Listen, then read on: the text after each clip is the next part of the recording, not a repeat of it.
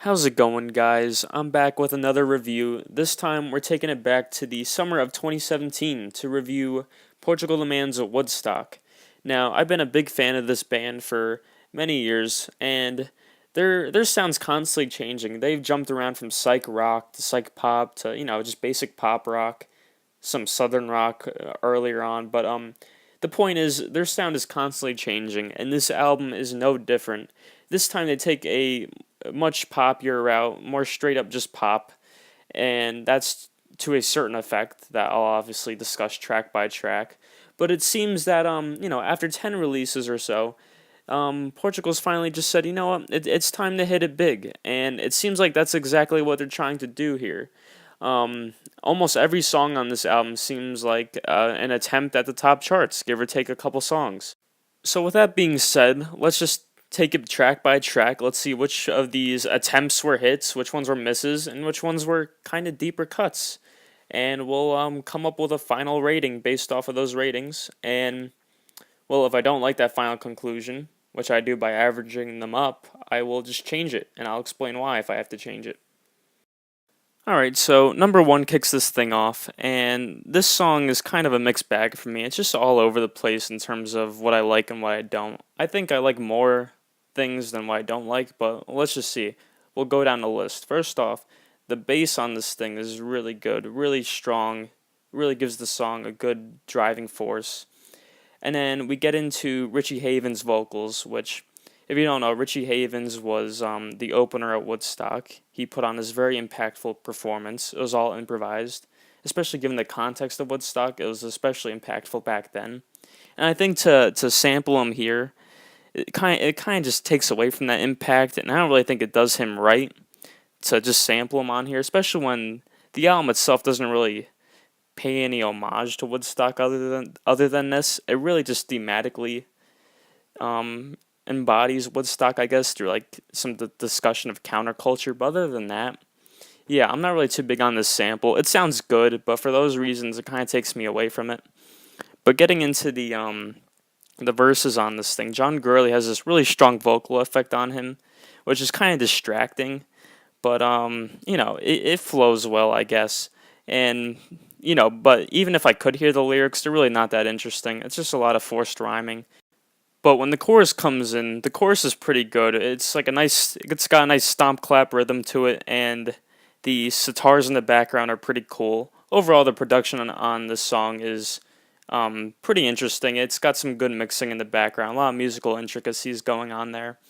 And then we get to the best part of the song for me, which is the outro. It has those psych rock influences that I think Portugal is known for. And then it ends on some nice violins. So, with all that being put into play, I'm going to give this a 6 out of 10. It's on the lower end of the good spectrum for me, which is a 6 in my book. So, Easy Tiger takes a more EDM route, incorporating a lot of electronic elements into Portugal's music, which was shocking for me upon first listen, and I'm still taken aback when I listen to it. Just because now, honestly, I'm not a big fan of EDM, but I'm not gonna like knock them for that. If it was good EDM, I'd say this is good EDM. This is good electronic dance music. If you don't know what EDM means, but it's not. I think the electronic aspects on this song are atrocious, especially after the chorus and you get that little breakdown where it goes nee, nee, nee, nee, nee. It just sounds like gross. Like I don't know what word to say. I just really don't like hearing that. And it comes up so often on this song that I just like I don't want to listen to it. But that's like the only downside to the song for me. But it really takes it down a few notches. And other than that, the lyrics once again aren't too interesting. Just talking about a kid, I guess, who's perhaps a bit too overly ambitious, hence the title. And instrumentally, there's some interesting things going on. Like there's this one part where there's a string section leading into the chorus. I thought that was cool. And then there's some heavy like organ keyboard going on in the background there, and it really comes out in the outro. Once again, another good outro. And with those aspects in play, I'm going to give this a 5 out of 10. just because once again, that breakdown just ugh. All right, so "Live in the Moment" is a combination of synths and bass that drive the song, and I think that sounds good. I think instrumentally, it's a pretty smooth, chill, laid back song, and John Gurley's melody on this song, on the verses at least, sounds really good. But I think that's the extent of my positives for this song because I'm really not a big fan of that chorus. Like it opens up with some vocal filler. Ooh, la la la la la. I don't like vocal filler. I think it could just be replaced with like actual words and it'd be much better. And speaking of actual words, I think clearly, especially with this song, Portugal's trying to enter the mainstream, as I've said before, and with that, you make some compromises, and I think that shows lyrically. The lyrics are just less interesting, and there's nothing to really read into with them. Except for on the bridge and the outro on this one, where they do take an interesting risk with these like really weird vocals. They obviously have some sort of strong effect on them. And so when I looked at those lyrics, I thought that was interesting. Come and watch the garden grow, and I kind of forget them, but I remember enjoying those. But other than that, it's just an extremely basic pop song. And with that being said, I'm gonna give it a 5 out of 10, a mark of mediocrity. Here we have something good that I can compliment. Feel It Still, the big hit off of this album. If you don't know Portugal the Man, you know Feel It Still probably.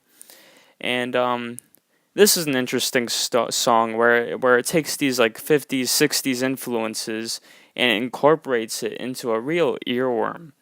And with that being said, the hook was taken from Mr. Postman, but from way back, but it's utilized well here. It's not. I'm not saying that they plagiarized. They did credit the I think it's the Marvelettes. That's probably wrong. I'm sorry, but anyways, moving on. It's just a catchy song. I really don't have that much to say about it. It's got some good, light guitar, some interesting percussion in the background.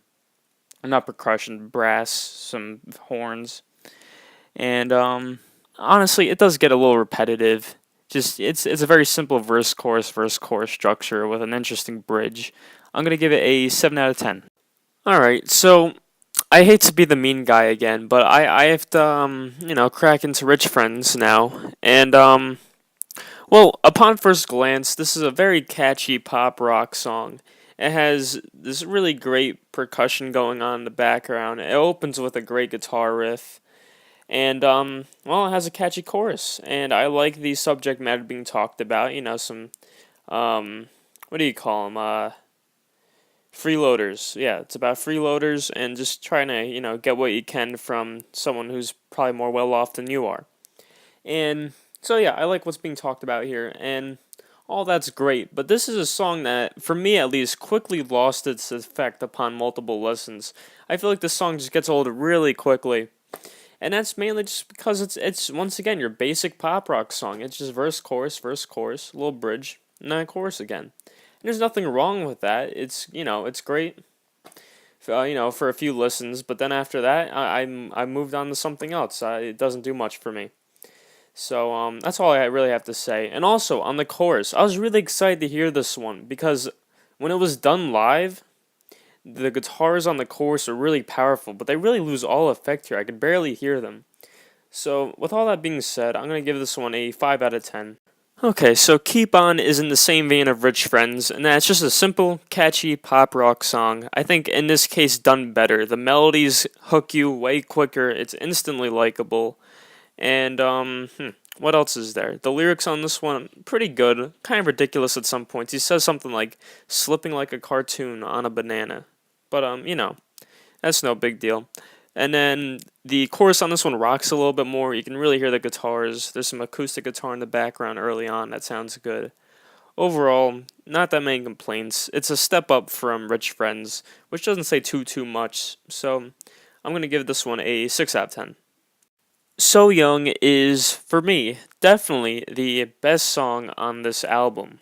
It opens up with a very cool, laid-back beat that reminds me of something off of American Ghetto, which is a very underrated Portugal album that has a lot of hip-hop influences, and they come back here, and it sounds great. And then John Gurley's vocals come in, and they're on par as always. The lyrics here are some of my favorite on the album. I'm not going to cut into them. I just recommend you listen to the song, listen to the lyrics. Pretty good. And then the chorus here is something that I didn't think was too special at first, but I've really come to appreciate it. It finds John Gurley and Zoe Manville harmonizing together, and it sounds gorgeous. Whenever Zoe Manville is on a song, you know it's going to be good because her vocals are always excellent. And then the bridge on this thing finds John Gurley hitting his signature falsetto over some great horns. It's a nice moment, and it goes into a really nice quick guitar solo that I think adds to the song pretty well. And then we get the outro on this thing, and as always, Portugal the Man brings in an excellent outro. During their live shows early on, this was actually on Feel It Still as the bridge, and I was kind of disappointed not hearing it on Feel It Still, but I'm glad they found somewhere to put it, and it might even fit well better here, so I'm glad it's here. It sounds great. Overall, it's definitely my favorite song on the album, and maybe one of my favorites from them overall. I'm going to give it a 9 out of 10. So Young is followed by another great song. This song not being quite as banger. Not everything has to be a banger. As you know, you might not have known this given the past few songs, but this song is sort of a deeper cut. And, relative to the rest of the album. And it sounds awesome. It obviously, given the title, it's talking about loneliness, and it's really illustrated well with the lyrics here. Once again, some awesome lyrics, and there are a couple points on this song where there's this vocal effect going on that just messes with the vocals to such a point where I really don't know what they're saying. And I was a little disappointed because once I got a lyric sheet in front of me, they have some of the best lyrics on the song here, and they're kind of just like covered up by this vocal effect. But other than that, I really have no complaints here. And the chorus is probably the best part of the song for me. It really just sweeps you into this psychedelia. It sounds so cool. And there's these pulsating drums that really just drive it. And then, oh, yeah, how could I forget? There is a featured rapper on this song, Fat Lip. And I never thought I'd see the day where Portugal the Man features a rapper on a song. But dare I say, it sounds good. I think it's incorporated well, and it fits here, and it works. I think Fat Lip's contribution to this song is of value, and I enjoyed it.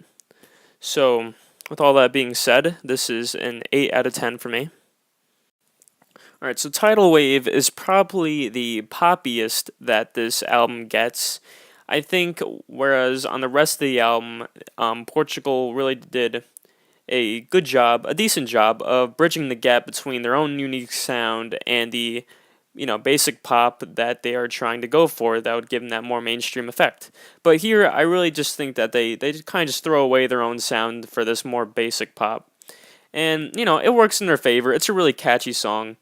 And, the ear likes what the ear likes. I'm tempted to mark this with mediocrity, but like I said, it sounds catchy, and I like how they clash the dark lyrics with the poppy, more upbeat sound. I give it a 6 out of 10. Alright, so on noise pollution, we get something that is truly different, I think, here. And it's something that took me by surprise at first, and not in a good way, but it has certainly grown on me since then. I really like what's going on in the background here. They're really incorporating some new sounds that I wouldn't think I would hear from them on this record, and on this song specifically, it really works. I can't really describe what I'm hearing, but I certainly like it. That's all I can say. And then the lyrics are fairly basic. We're talking about revolution on a very broad spectrum here, at least until the chorus. That gets oddly specific. Throwing in some French lines saying "Jesu Charlie," which I guess does fit in the context of revolution, but it is kind of an out of left field reference here. And then near the end, we get this really interesting French breakdown with some really raw instrumentation coming from the band. And I thought that was, once again, an interesting addition to this song. And overall, I'll tell you right now, I'm going to give this a 6 out of 10.